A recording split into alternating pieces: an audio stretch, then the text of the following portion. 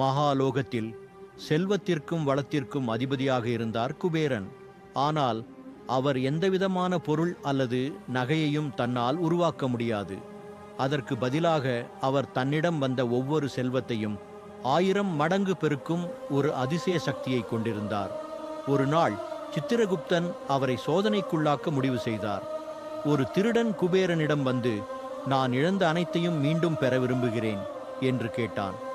ஆனால் குபேரன் எதையும் உருவாக்க முடியாது என்பதால் அவர் பரிகாரம் ஒன்றை செய்தார். அவர் அந்த திருடனிடம் இருந்த கடைசி வெள்ளிக்காசை எடுத்தார், தன் கரங்களில் வைத்தார், தன் அற்புத சக்தியை பிரயோகித்தார். அந்த காசு தங்கமாக மாறி பின்னர் அது 1000 மடங்கு பெருகியது.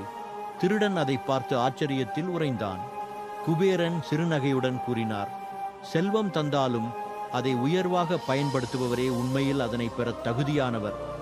அந்த வார்த்தைகள் திருடனின் மனதை மாற்றியது. அறிவுதான் உண்மையான செல்வம்.